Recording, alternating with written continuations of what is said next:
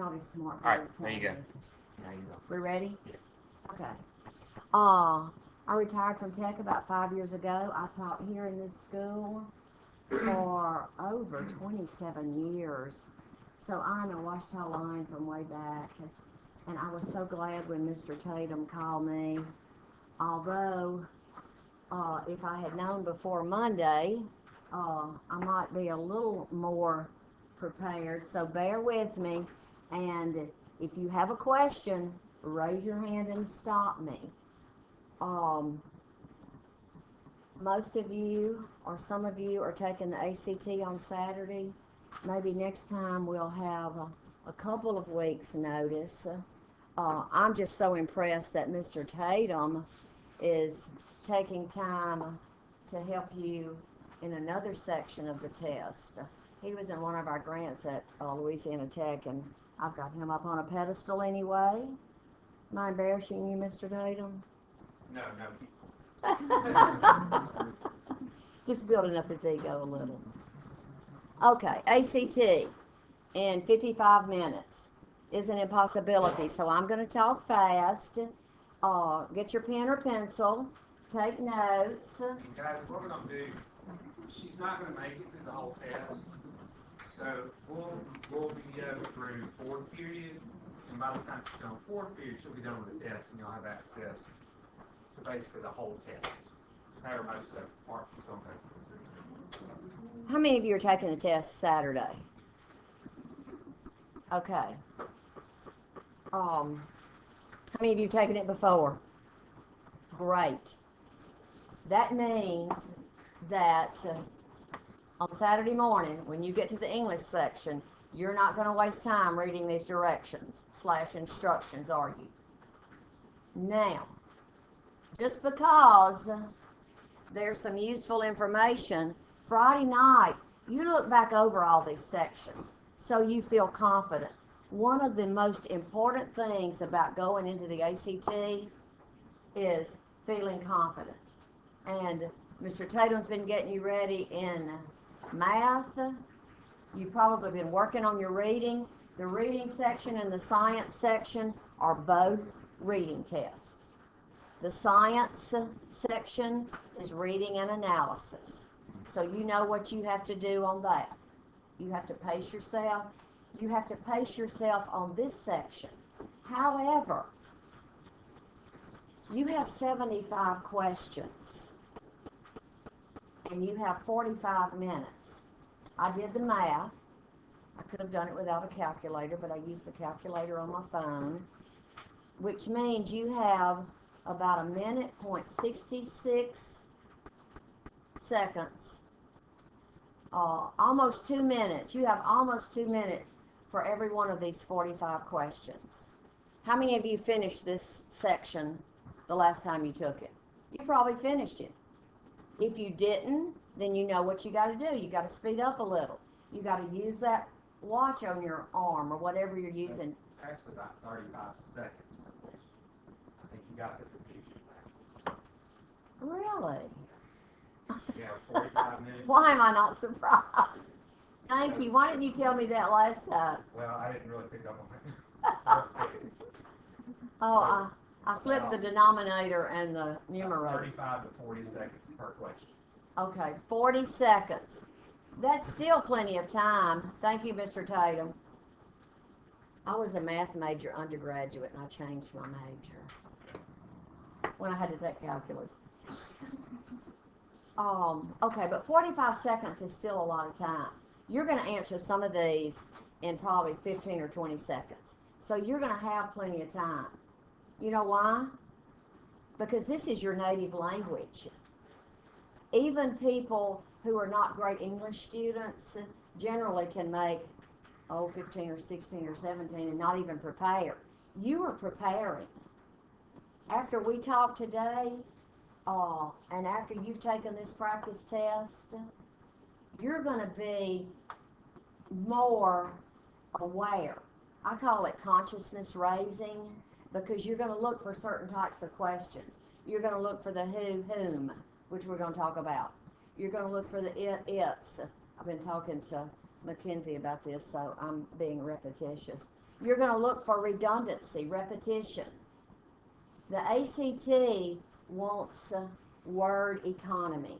That means unless it's a flowery passage, they don't want lots of words.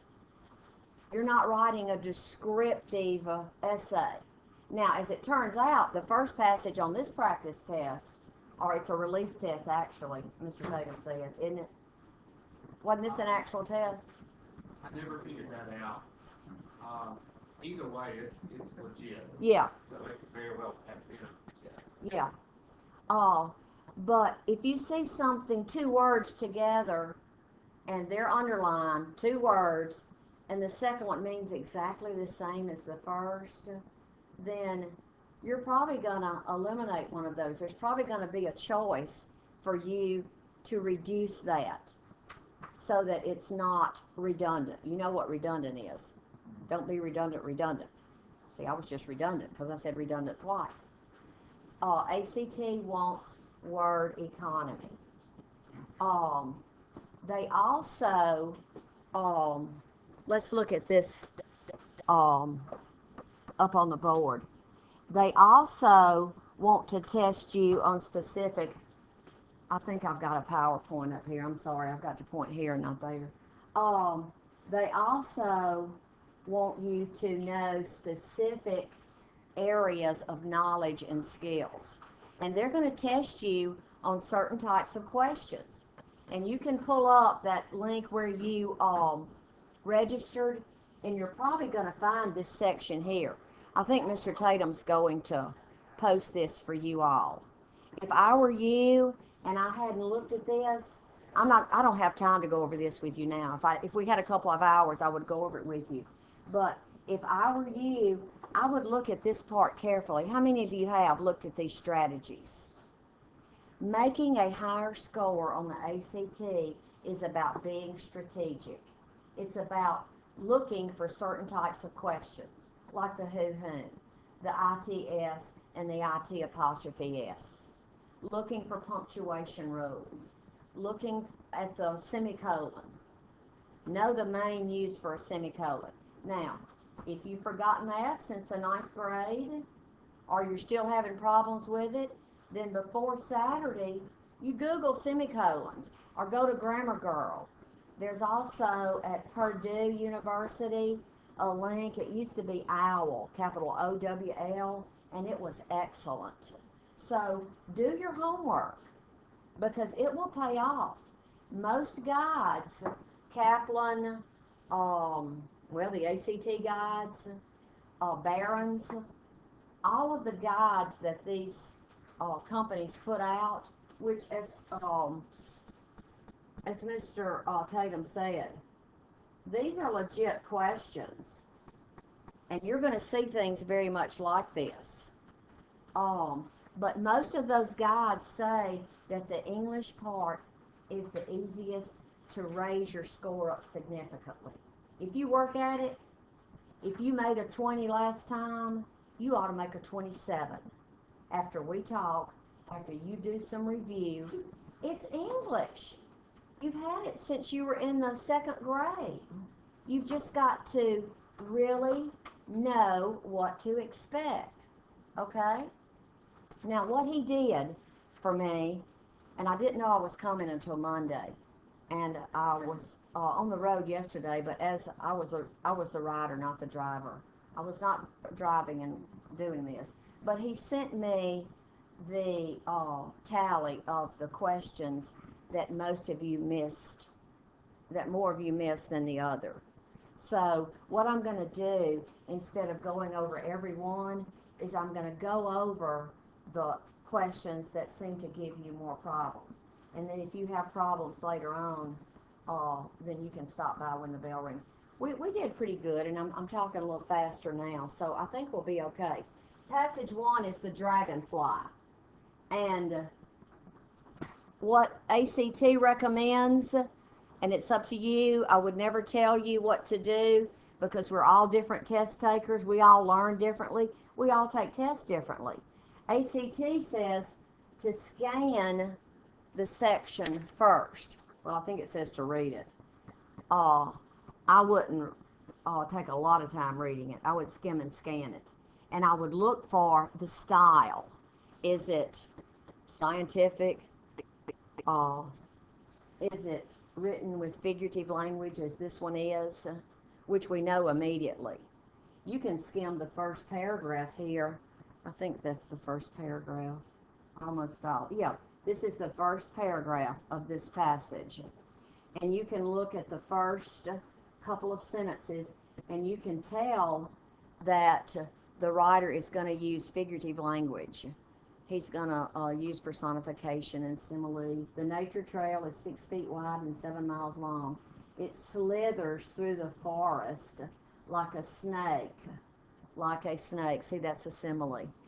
I mean, you don't have to identify that in this section, but do you see that this is, you're going to say, okay, well, this is going to be that kind of passage. And of course, this first one is a great example of, you can almost read each of the choices, A, B, C, or D, and you can tell just by the way it sounds, pausing with the comma, and you can tell which one is right. It slithers through the forest like a snake, curving and bending. See how if you read it and say it, you can pick the right answer? Okay, I'm not gonna go over the ones that you did well on. Skipping down to number 4, which gave lots of you problems, and I know why, and you know why. It's the dash, the punctuation. And Mr. Tatum, someone wants to see you.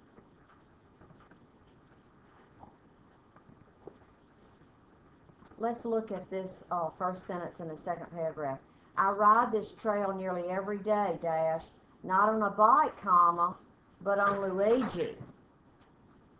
Now, I just told Mackenzie last week, we were talking about dashes. Y'all sit around and talk about dashes, don't you?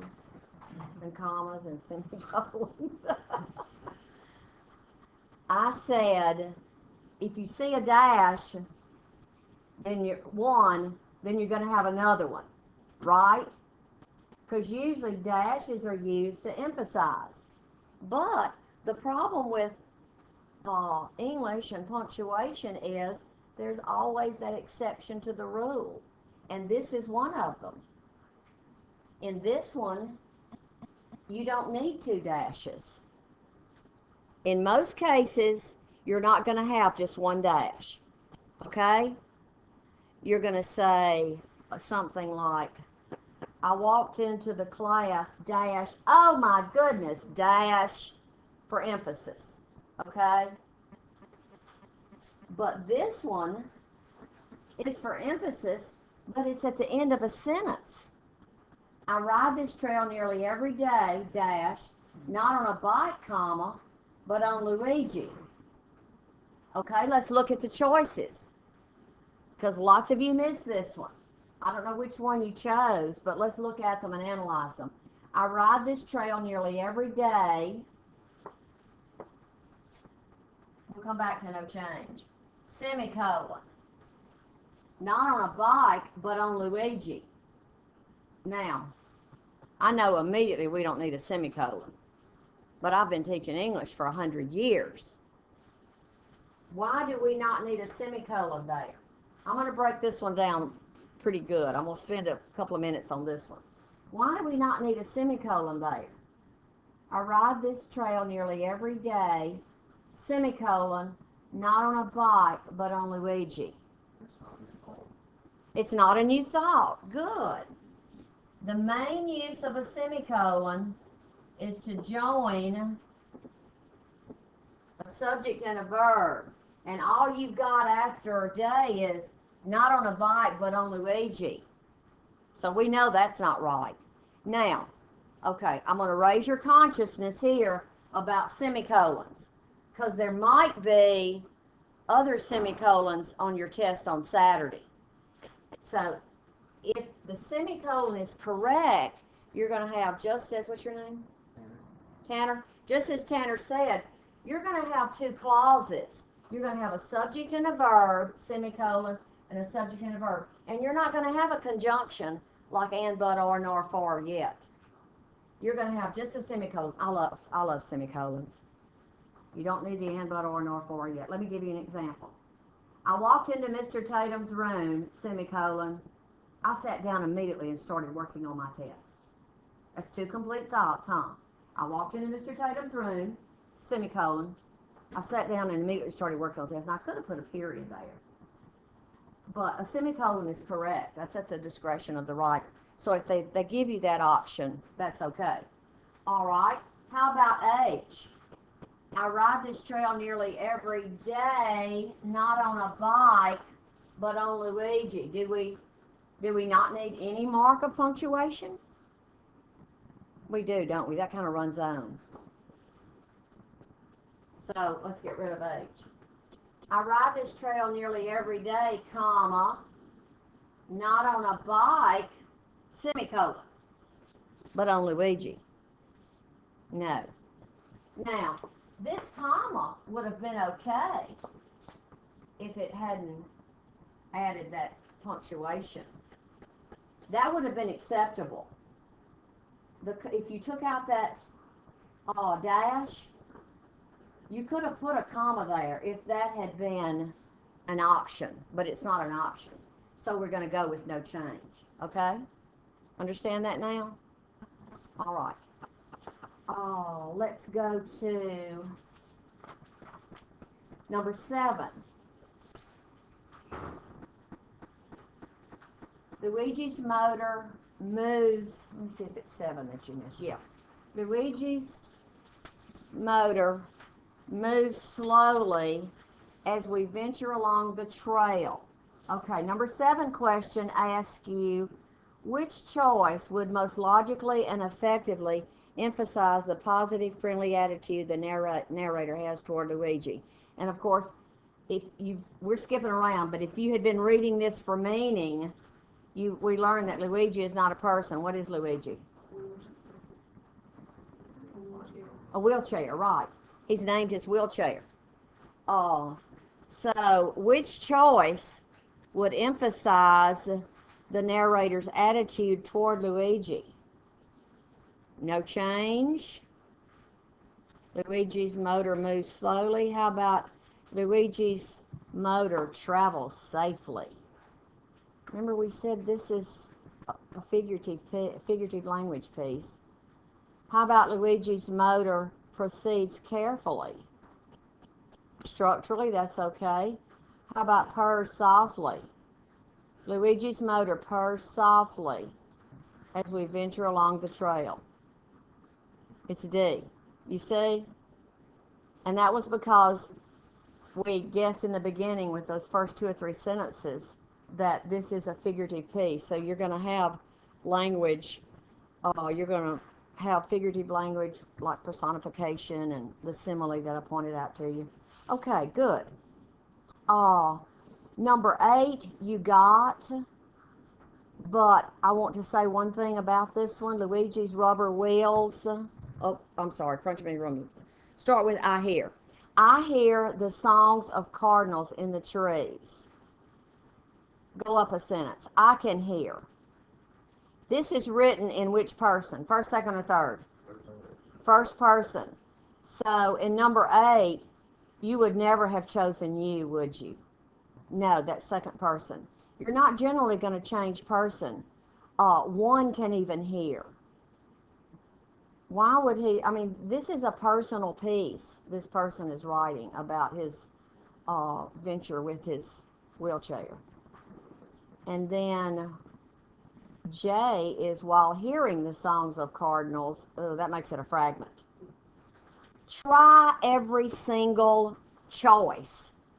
Many times it's going to do exactly what that one did. It's going to make it not even be a sentence, so you can eliminate that. But you need to eliminate each one and get the very best one, okay? Just like this is written in first person, and you're not going to jump around to third or second.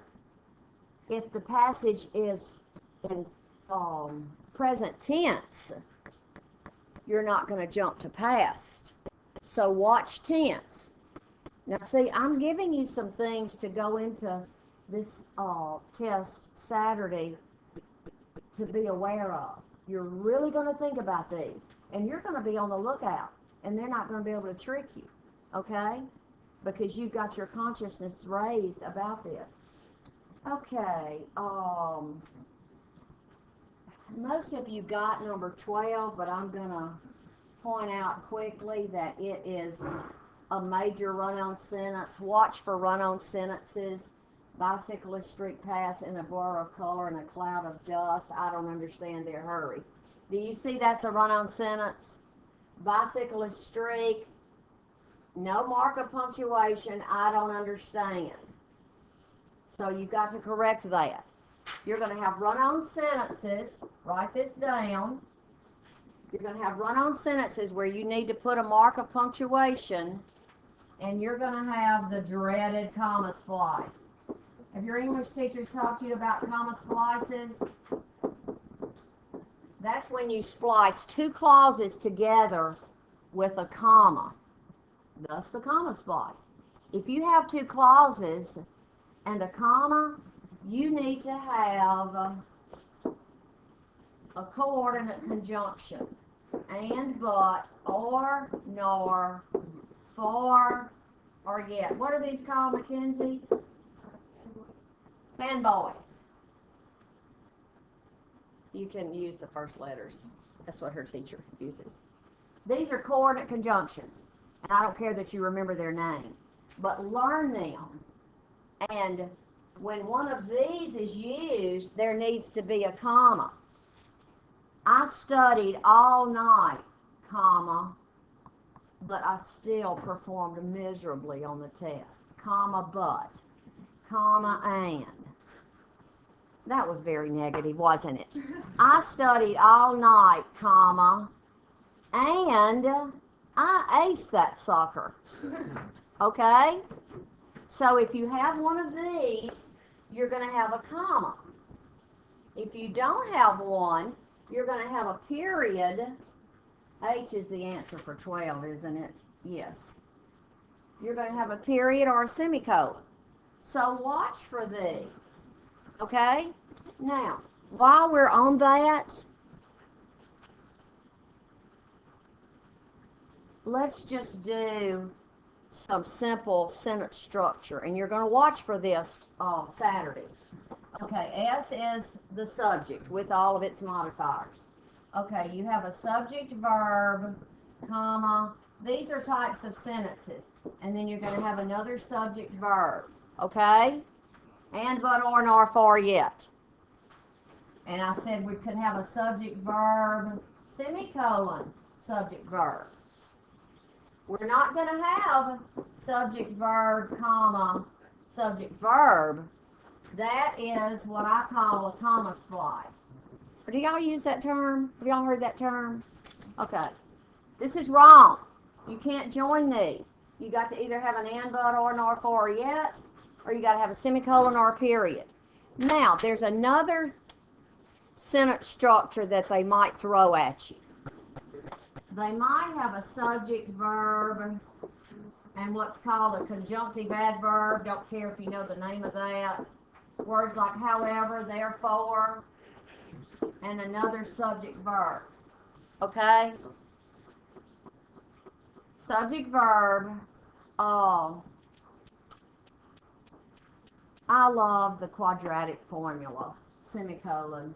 However, my favorite thing is blah, blah, blah. Subject, verb, semicolon, however, comma. It's used like a but. Okay? However, therefore, if. It gets tricky if you have a subject and a however. Write these examples down, and then a verb. If it's in the middle of a clause, and I think we have one of those in here. If it's in the middle of a clause, it's going to have commas.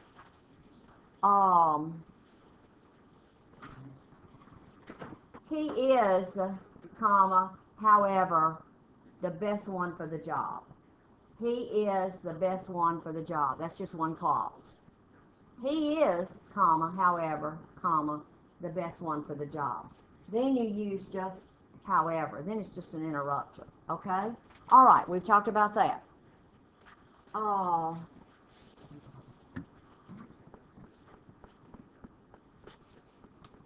Let's go to 14, and I'm not going to read this to you, but you're going to have some things like this. And most of you got this one. Look at J right here. That's awful. You'll never see anything like that. Just like you'll never see it's. It's either going to be it's, the contraction, it is, or it's, with nothing. What is this called? Possessive. This school is known for its, what are y'all known for? Its friendly student body. This school is known for its fried chicken on Wednesday. It's. Y'all have fried chicken on Wednesday? Not every Wednesday anymore. Okay. Look at this, guys. This is one, I could almost promise you that's going to be on the test on Saturday. I used to teach ACT prep here, and my students would come back, and you know what they'd say? Ms. Hill, there was an IT apostrophe S, and I got it. So that's one you can bank. That's going to be on there. There's also going to be probably, there's one on this practice test, a there and a there. I went over there.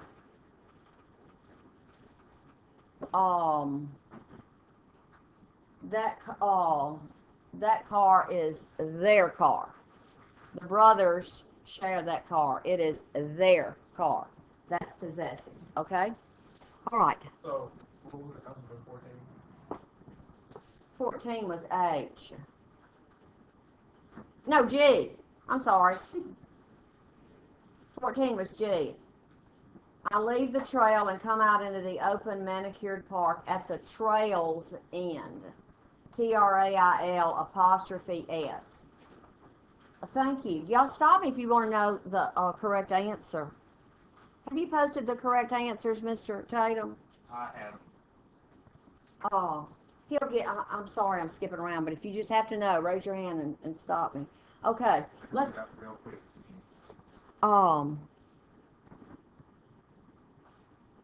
let's go on to passage 2.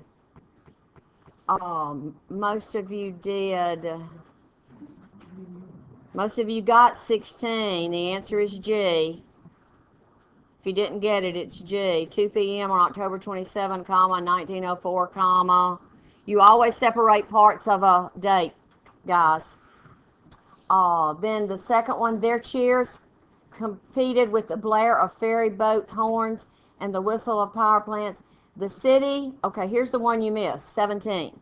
The city was celebrating an incredible engineering feat, semicolon. The completion of the first section of the New York City subway.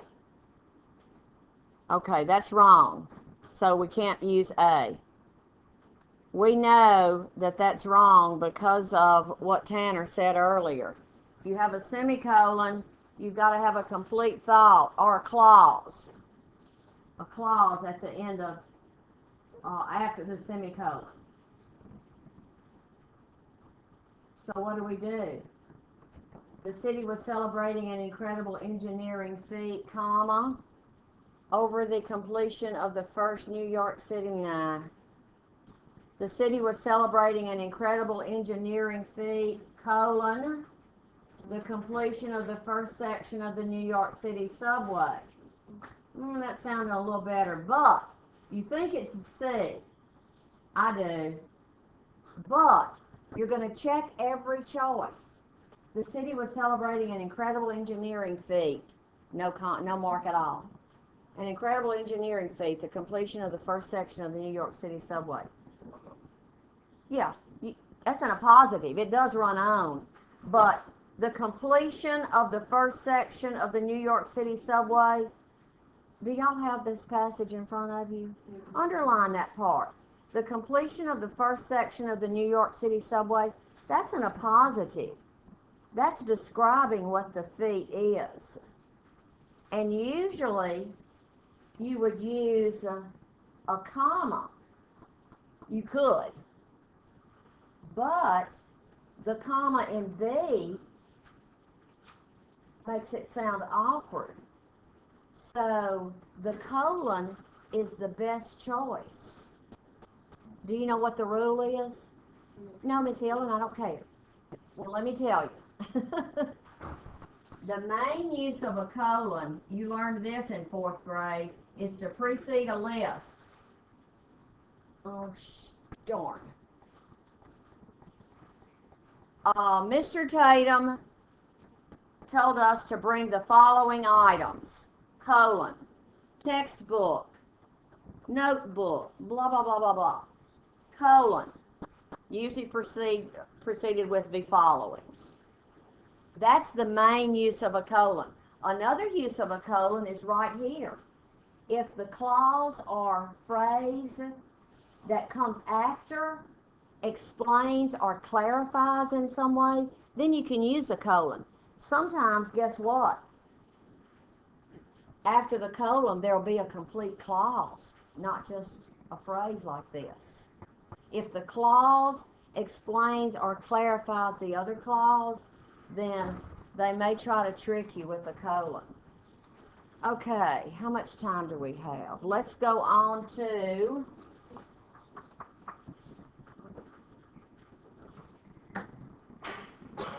'22.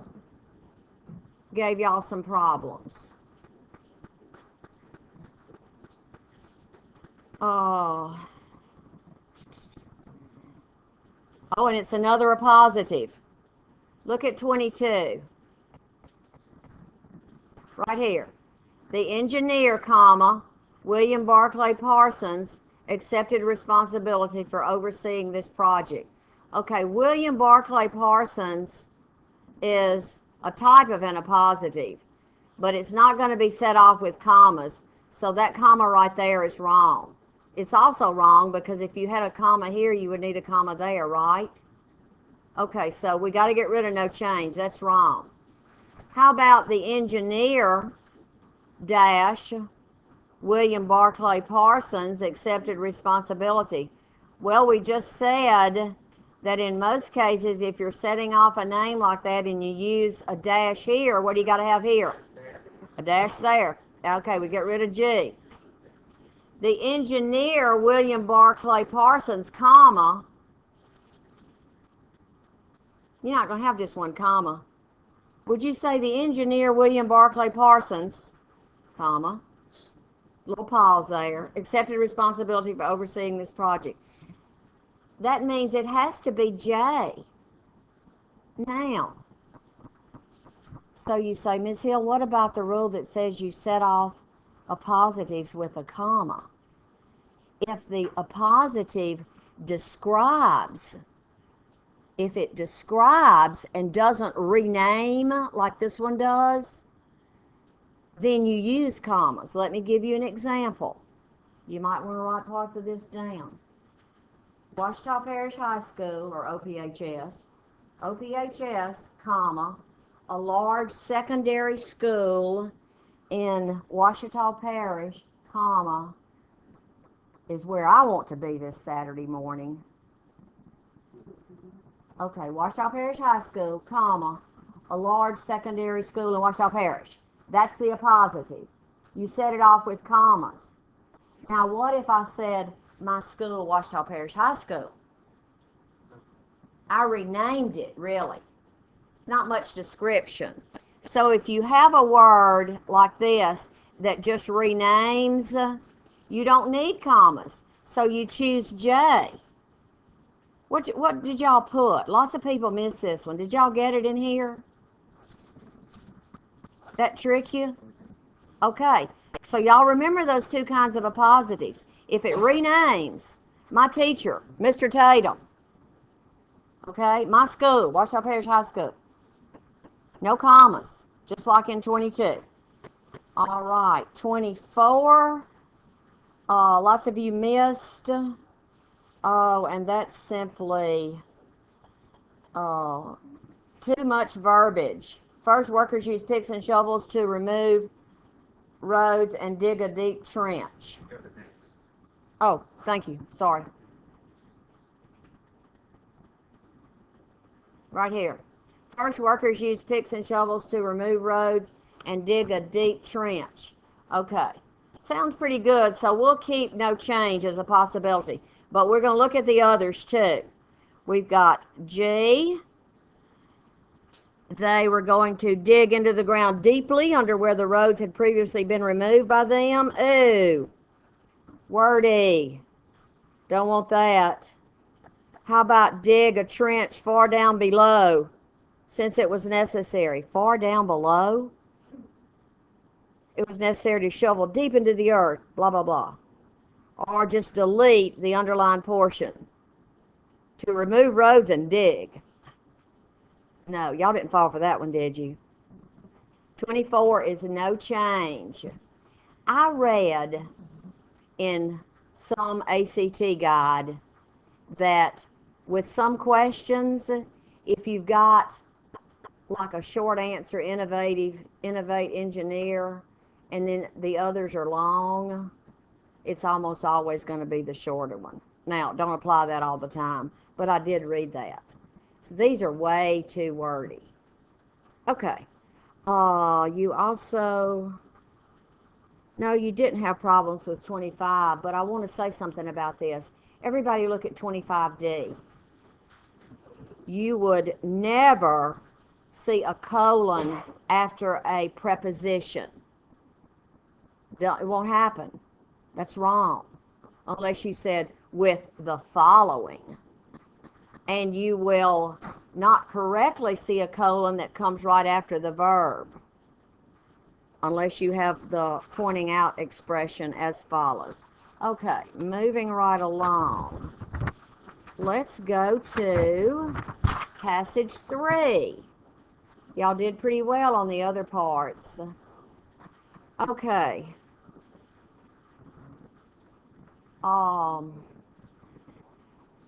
You had problems with 17. That's the same. That's similar to the other ones. Oh, shoot. We've already done that one. Go to Diego Rivera. Sorry, I was going the wrong way. Okay, you had problems with number 35.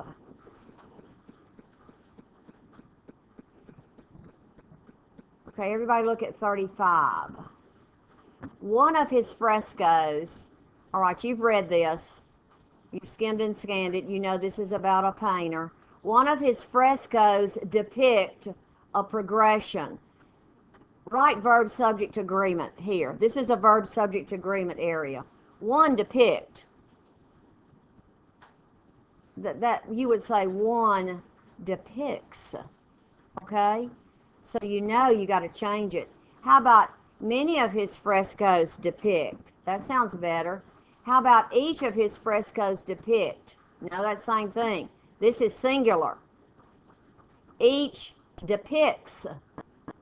Any one depicts. This is a verb subject agreement era. If you need to review verb subject agreement, then you might better do that because that's going to be on there. And you did okay on the other. Yes, the answer is B. The one that we said sounded right. Okay, 38. You had problems with.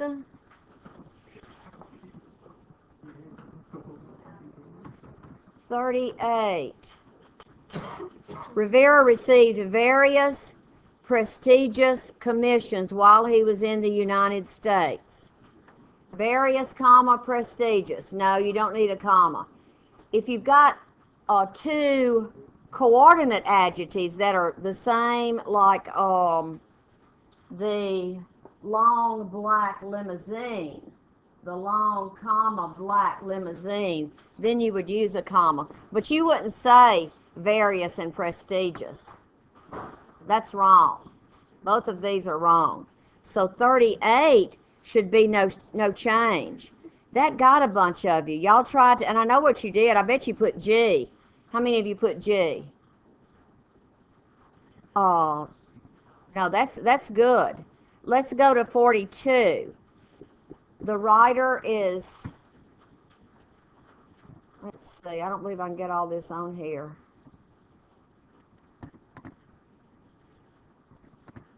Where did we go? Well, you've got it in front of you. 42. The writer is thinking of adding the following phrase to the end of the preceding sentence, changing the period after industries to a comma, such as medicine, pharmaceuticals, and chemicals. Should the writer make this addition there? Okay. 42. Smaller panels depicting workers in a variety of other industries. Okay, we got to do something with that, right?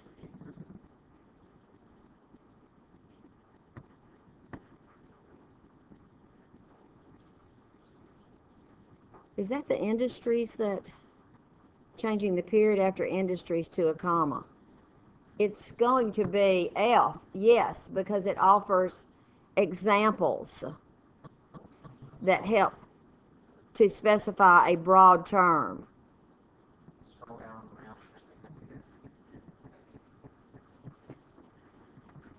Oh, here's the, okay, I see.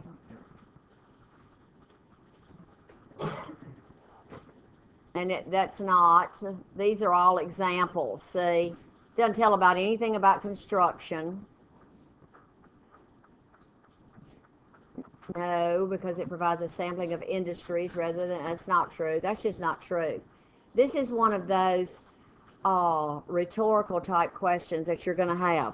Part of this test, I didn't mention it because we didn't have time to talk about the structure, but part of this test is on usage and punctuation, and part of it is on rhetoric, which is how it's written. I think y'all got this one.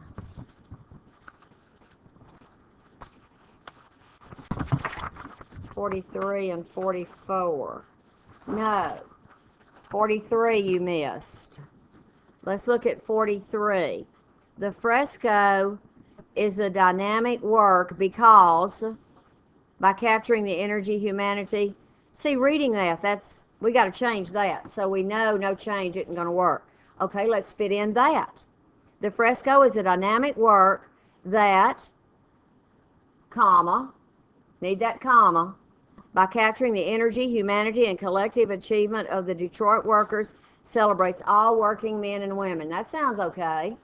How about the fresco is a dynamic work while by capturing the energy, humanity? No, that sounds, that's not good. The fresco is a dynamic work that was by capturing.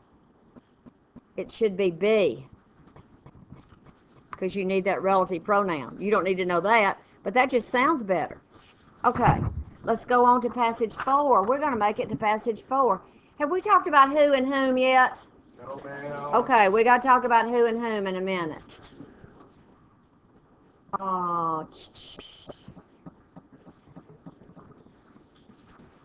Let's look at 47. Question? 44.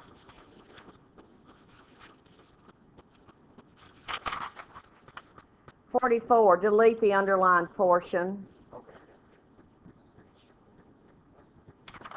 Okay. 47.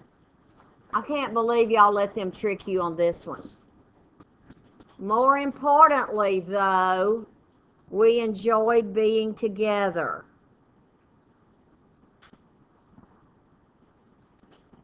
Did I say 48? 47. It's 47, yeah. More importantly, that's 47. More importantly, though, okay, though is an interrupter there. More importantly, though, we enjoyed being together. So we got to do something to that. It needs commas. Where? See. You wouldn't say more important, though. See, you need an adverb. More importantly. More importantly, comma, though, comma, we enjoyed being together. And though is what we call an interrupter. You remember that from your English. Why can't we just take throw out? Well, it's not a choice. Try to get this done. Okay. Uh,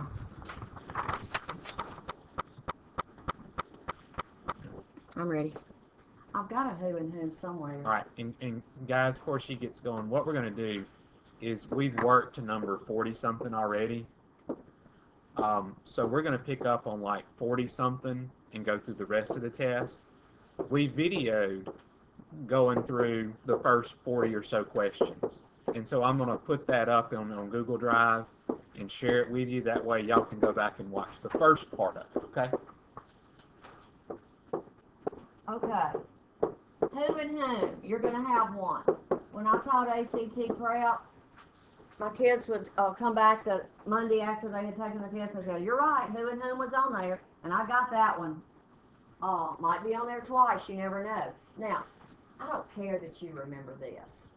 What I want you to remember is that who, because it's nominative, is going to be the subject of a clause or the predicate nominative of a clause.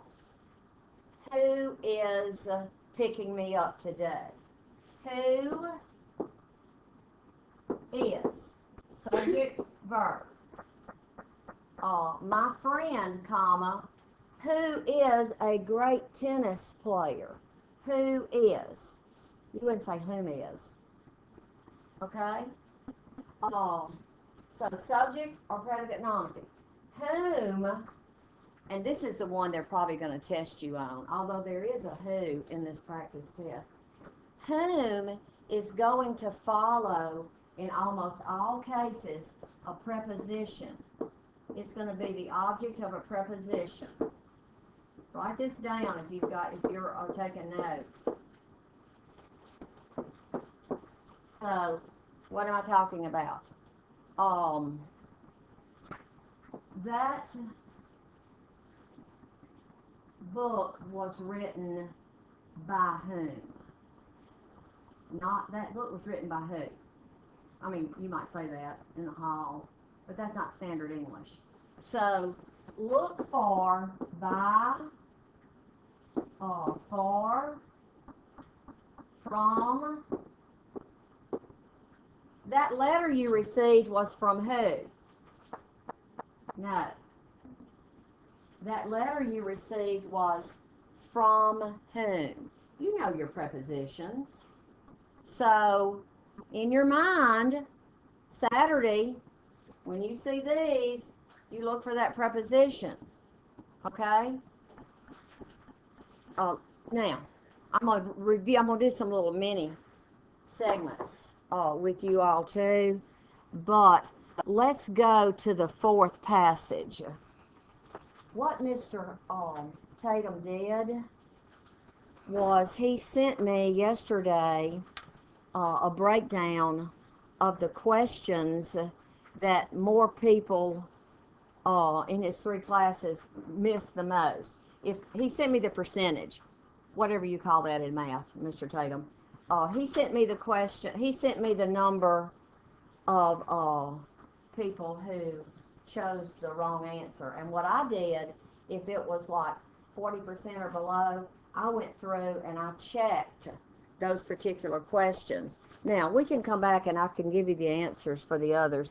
And he's going to post it anyway. The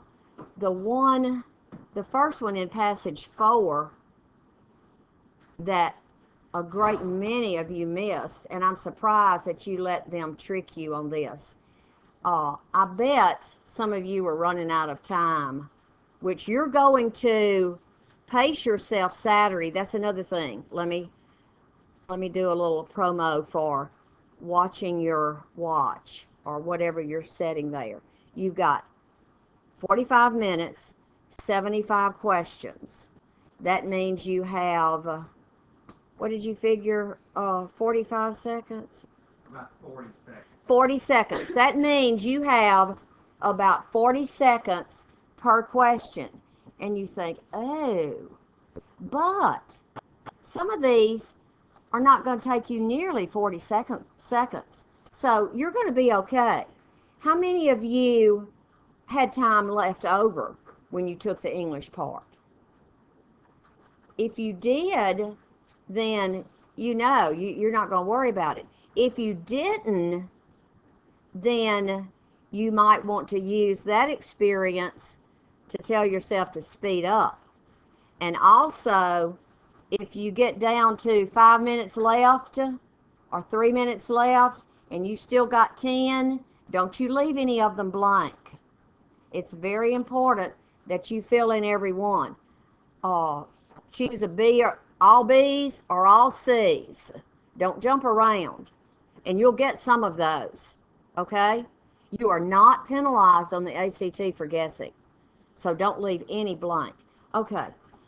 The first one in passage 4 that you all had trouble with was number 47. And let me just read the sentence. More importantly, though, we enjoyed being together. More importantly, though, we enjoyed being together. Now that needs some punctuation because that though right there is an interrupter. It's like however. He is, comma, however, comma, the best one for the job. So we're going to eliminate no change because we think it needs some punctuation. Or maybe we should change it to important. More important, though, you need that adverb there. More importantly, comma, though, comma, that looks good. I like that one, but let's look at D. More important, comma, though. If you have an interrupter in the middle of a sentence like this, you don't have just one comma. We're going to talk about that at the end. We're going to talk about joining clauses with coordinate conjunctions. Then you would have just one comma. But this is just an interrupting word. So the answer should be C. How many of you got that one? Okay, lots of people got tricked on that one. Number 48 was one that lots of people missed. And the question is, which choice would best express the narrator's positive reaction to speaking with Joan and the narrator's fondness for her friend? Okay, this passage, I know it's been a while. You slept since you read this yesterday. Y'all took this yesterday, I think. This passage is about a lady who was friends with someone and she got back together with them after years. So the question is, this is one of the rhetorical questions. It's not about structure. Which choice would best express the narrator's positive reaction to speaking with Joan and her fondness for her friend? When I called to, though we had rarely spoken to each other in 15 years, when I called Joan to suggest a meeting, comma, her voice sounded wonderfully familiar. Okay, that's pretty good, isn't it? She's happy about that. How about when I called Joan to suggest a meeting, she said that she would rearrange her schedule so that we could meet. That says nothing about her feelings or her fondness, does it? She told me that she immediately recognized my voice. Her quick words and the sound of her laughter surprised me. That's closest, but the way it's written is best. No change. Do you see now that expresses her fondness for her friend? Now, these last ones, quite a few of you are the other class 1 missed. So I'm going to go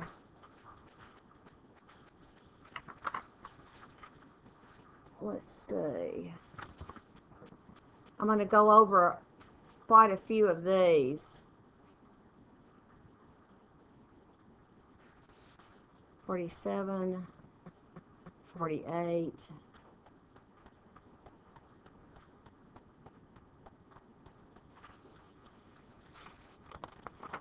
Okay, I got it.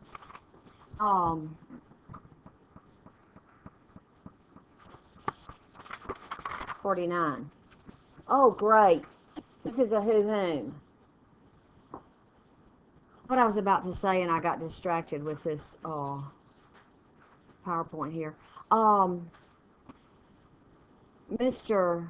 Tatum thinks that the scores were low on this one because of maybe the interruptions you had in class, and y'all were just guessing on this.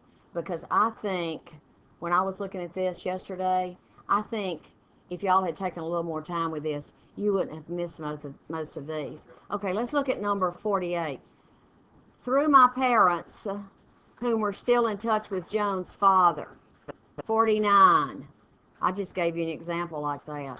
Whom were still in touch. That's the subject, so it needs to be what? Who were still in touch with Joan's father. Not whom were still in touch with Joan's father. See, y'all weren't thinking. You read through that quickly, and you didn't break this sentence down. Through my parents, comma. They just bubbled me on that part. Oh, they did? Yeah. But if you got to this one and you put no change, now that you see it, do you see how if you break that sentence down and you eliminate this prepositional phrase, and you see you've got a subject and a verb, who were in touch with Joan's father. See that now? Okay.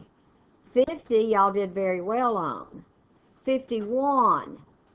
Now, usually, students have a little more difficulty with these questions that come at the end, and they're called rhetorical. They're not usage and punctuation. Rhetorical has to do with the style, the construction, the organization, and I think the reason students don't get as many of these is that they take a little bit more time and you have to go back in the passage, but there's a large percentage of these on the test. There are more usage and mechanics, but there's a large number of rhetorical. And if you look on that link where you registered, it will tell you precisely. I used to know, but you need to pay attention to these. You don't need to just, say, oh gosh, that's one of those. Let me get through that one quick. Okay, 51 says, which of the following sequences of sentence makes paragraph 3 most logical? Okay, it's hard for us to see paragraph 3. Okay, you're going to have to go back a page to see paragraph 3.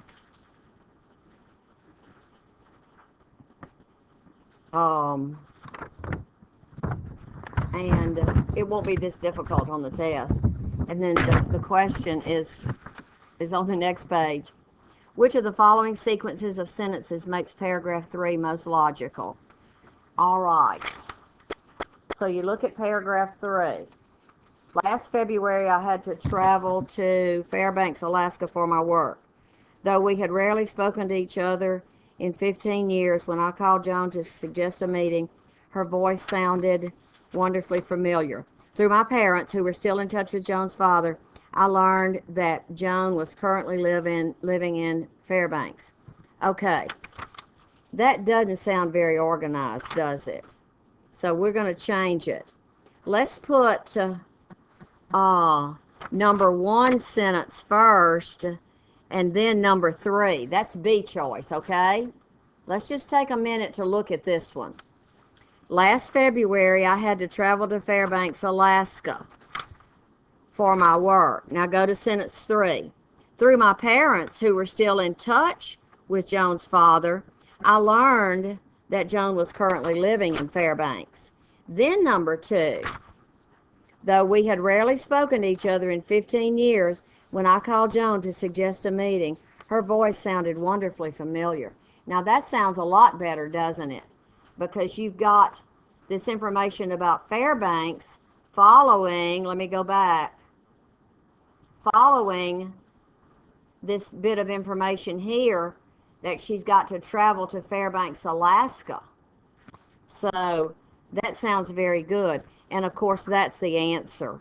Now, on your own, I'm not going to spend time now doing it, but on your own, just for practice, to look at organization and what they're going to do,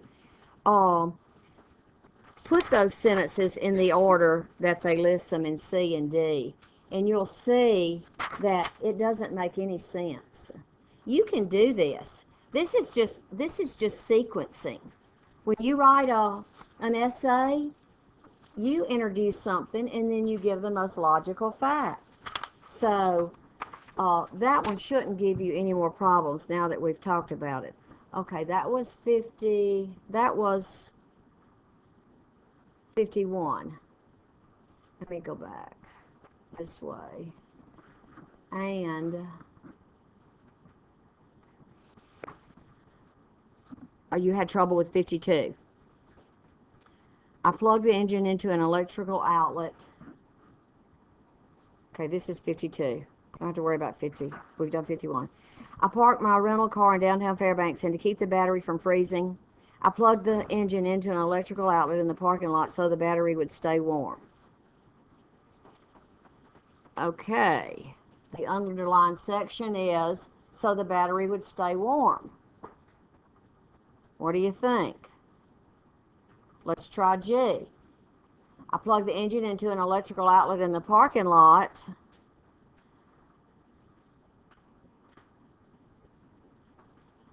located in the downtown area of the city.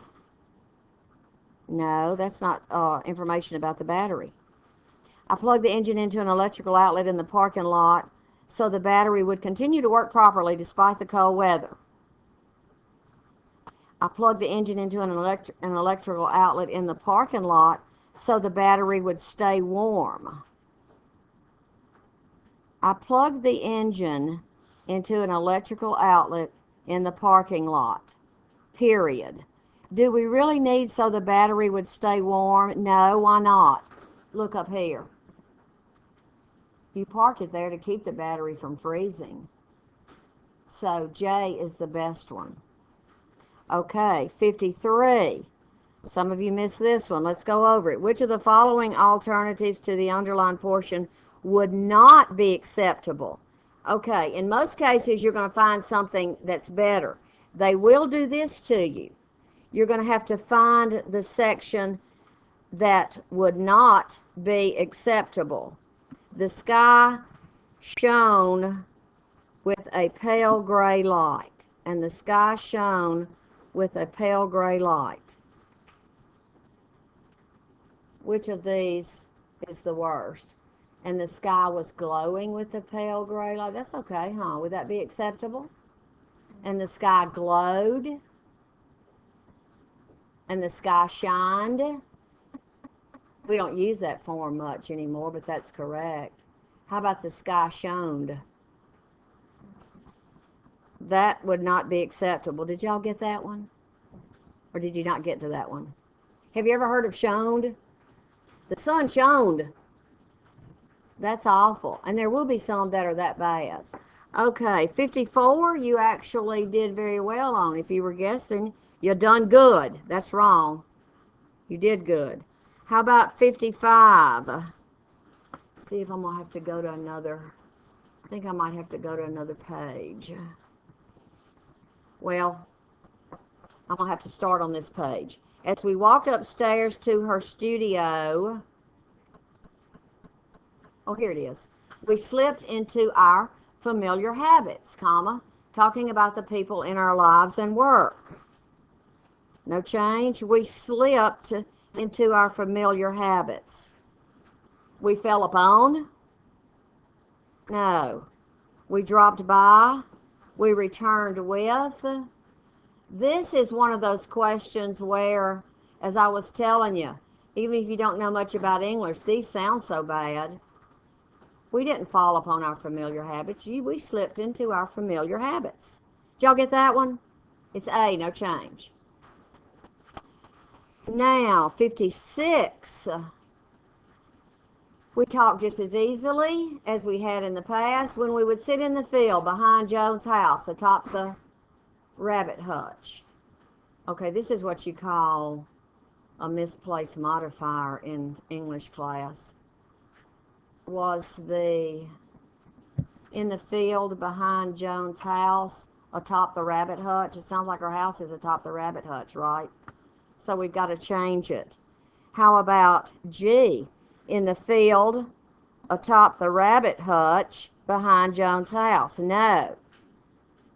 Sounds like the rabbit hutch is on top of the field, which, I mean, it is, but that's wrong. How about we would sit atop the rabbit hutch in the field behind Joan's house? What do you think? That sounds a lot better, doesn't it? Let's try the other one. We would sit behind Joan's house in the field atop the rabbit hutch. That puts the field on the rabbit hutch. You see how that's just out of order? Those are misplaced modifiers. You don't have to know that, but that's what English teachers call them. Okay, 6th paragraph. When I saw Joan's new paintings, I immediately remembered her distinct way of emphasizing shadows and light. I remembered everything about her. How she would get so absorbed in her work that she'd forget to eat. How she disliked talking in the morning. Okay, we'll come back to that. How she would get so absorbed in her work. Now that sounds okay, huh? Which of the following alternatives to the underlined portion would not be acceptable? You're going to have to substitute every one. She would get so engrossed in her work. Is that good? She would get so acquired by her work, immersed in, engaged in. Immersed, engaged, and engrossed are all the same as absorbed. That's what y'all do with your math homework, don't you? You get absorbed, engrossed every night.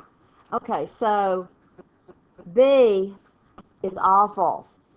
She doesn't get acquired by her work. Did y'all get that one? Anybody in here get that one? Good. Okay, now, for 59, we've got one of these rhetorical. Well, let's you did okay on 58. The answer is H if you missed that. Let's go on to 59, though. If you've got a question about it, if we have time, we'll come back to that one. 59 is the one that gave you lots of problems, and this is another one of those that ask you to, in this case, summarize the main idea. Given that all the choices are true, which one would best conclude this essay by effectively summarizing its main idea? Okay, 59 is the way it's ended. It would be no change. The years of separation had not affected the heart of our connection, our friendship. Okay, that sounds good. Now, this is hard for you today because you read this whole passage yesterday. But that's a good summary because that's what it was all about if you think back. B is not appropriate. Sadly, I realize that although we might be able to meet once a year, Joan and I would probably never again live in the same city. That's totally unrelated. C, even though we had followed different interests, I was glad to know that both Joan and I had been able to, but nope. D, as a result of the time we spent together when we were very young, I'll always remember Joan. That's better, but that doesn't summarize that they had been separated, but they were still connected through their work. So 59 is no change. Anybody in here get that one? Good. 60 you had trouble with. Question 60 ask about the preceding passage as a whole, and they want you to review the essay and find that some information has been left out. The writer composes the following sentence incorporating that information. And what they want you to put into this passage is, yet, despite such strong ties, we moved far apart as adults and lost touch. So you've got to go back and look at paragraph 1 quickly, and paragraph 2, and I'm not going to do all that, but if you look at those and skim and scan, you would find that it's G at the end of paragraph 2, because that's when they are talking about losing the ties. At the end of paragraph 2. Okay, that's another one of those rhetorical ones. Passage 5. Let's see how much time do we have, Mr.? 15 minutes, good. Okay, passage 5, the last one, 3 stars, mini stories. You did great on 61 and 62. 63 gave you problems, and I think that might have been because you were rushing. In other cases, the pattern or constellation, that's just a clarification. And when a writer does that with or, then you're going to set it off with commas. 63 is no change. B is wrong because you've only got 1 comma here. C is wrong because there's 1 comma after constellation. And D is wrong because after that colon, you've got a fragment. The pattern or constellation colon may be a figure with a different kind of meaning. So D is really wrong. And this is the point, since we're talking about colons, where I want to get sort of scratchy. This is where I want to talk to you about colons and semicolons. How can I find that other passage? I mean, that other... Yeah, just keep scrolling back. It's not going to be somewhere else.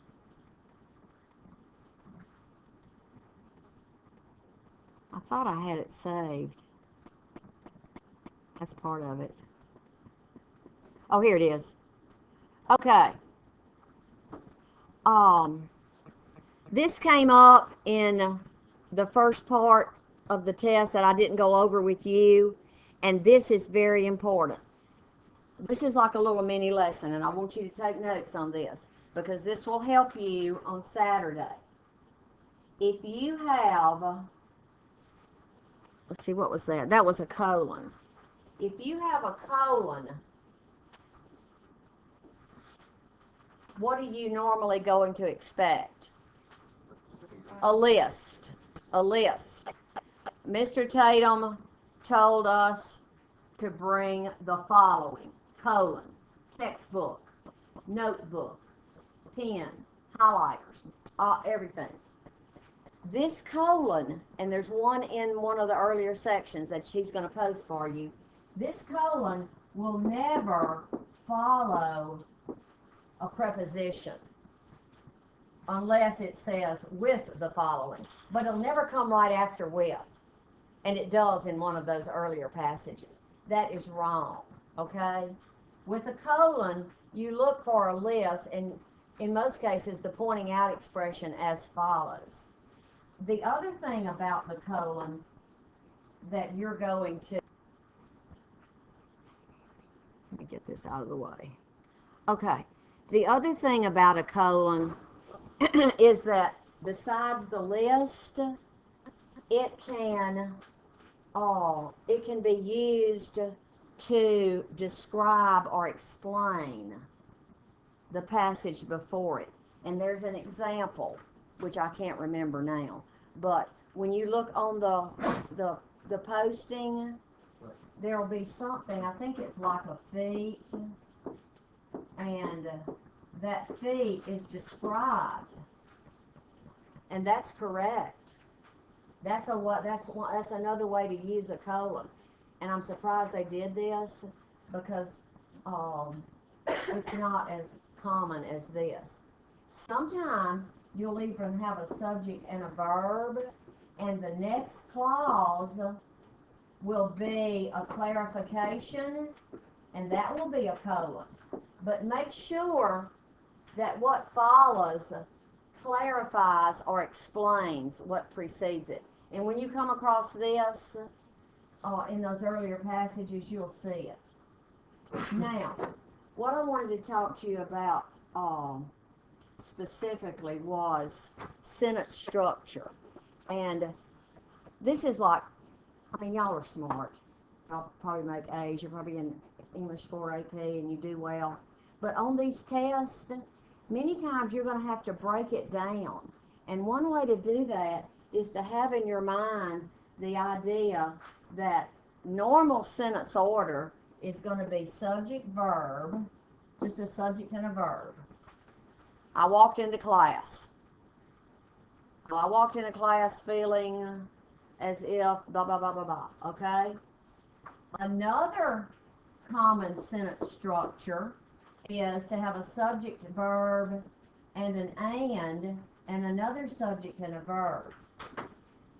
Look for this coordinate conjunction. If it's just a subject, verb, comma, subject, verb, that's what your English teachers probably call a comma splice. Do y'all call this a comma splice or run-on sentence? Are y'all doing dual enrollment English? Well, introductory comp classes in college loathe the comma splice.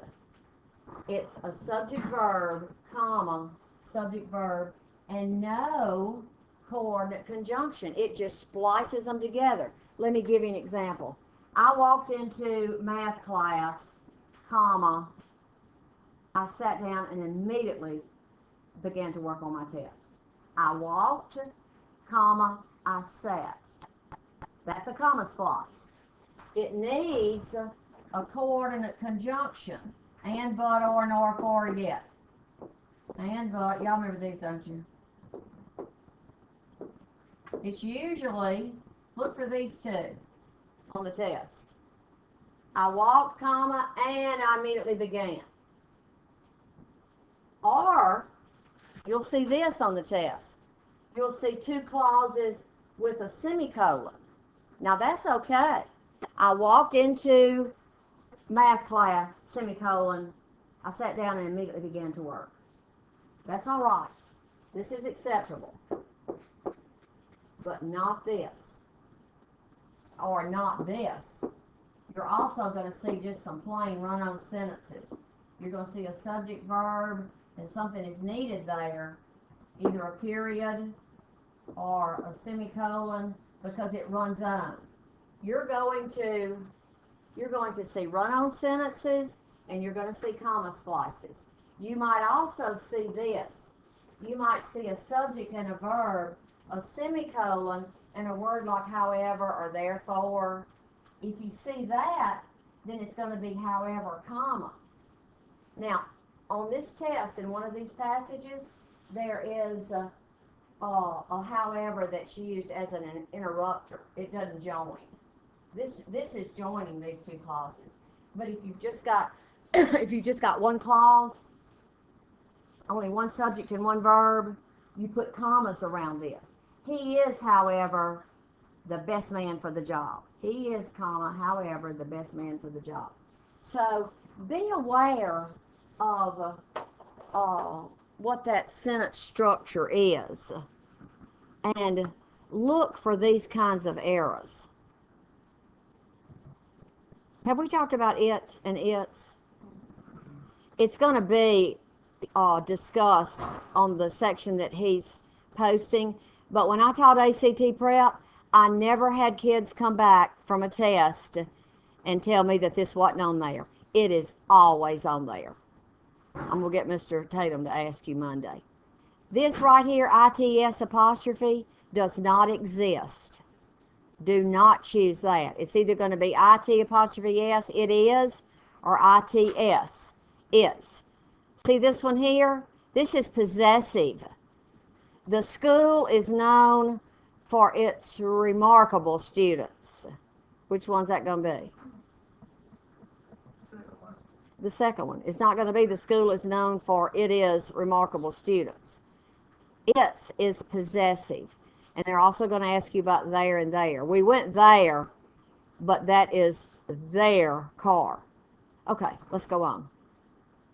You see this right up here? That doesn't exist either. Okay, see if we can go back. What number were we on?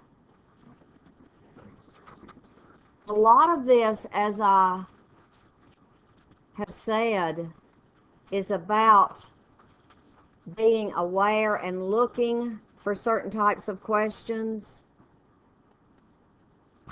What number were we on?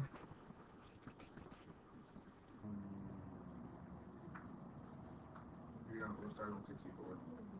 64, y'all did very well on that one.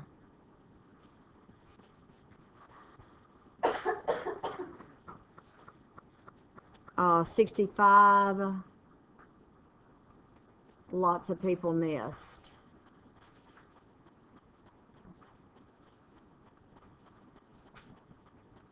Three bright stars that I've read about have acquired significance. Okay, the underlined section is the part that we are concentrating on.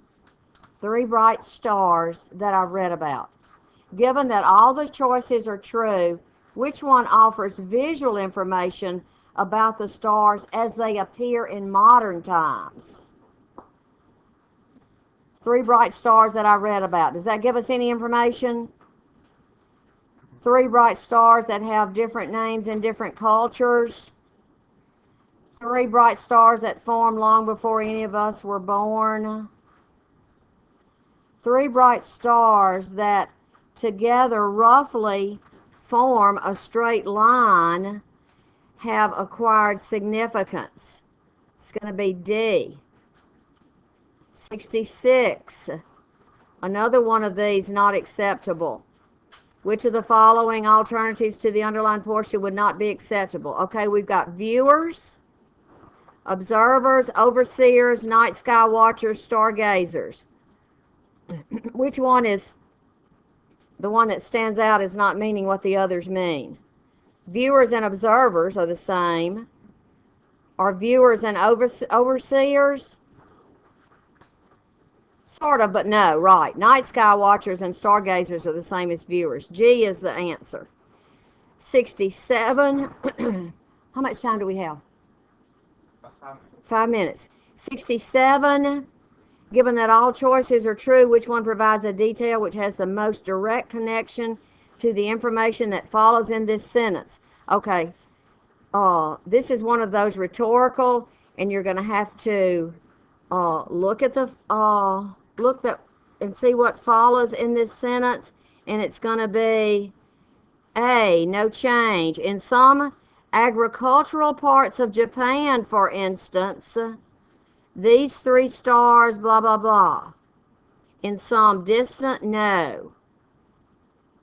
No, it's all about agriculture. Y'all can look over that on your own. 68. It's awesome that in other parts of Japan, the same three stars. It's awesome. What do you think about the style of that in a sort of a scholarly informational paper? Well, I wouldn't use a contraction, so let's assume that we got a better answer. You'll be amazed to learn that in other parts, consider, if you will, the notion that in other parts of Japan, the same three stars. It's J. Many times, if you've got choices like this, I read this in one of the guides. If you've got two that are long and one that's short, because they want economy of language, give special attention to the one that's short, because that's probably going to be the one that is the right answer. And you know what? Y'all did very well on the last, on 69 through 75. Do you have any questions? 73, let me just catch this up. 73 is one of those that I was talking about. Let me get this out of the way. Well, it's okay. Even in an age of big screen televisions, there is still no show on earth. Ooh, what should that be? There is no show on earth. That's another one of those. Okay, we finished the ones that you all had trouble with. Mr. Tatum has posted the correct answers. Go back and look at what you answered and the correct answer, and look at the reasons why the other one is better. And go into the test on Saturday morning confident. One of your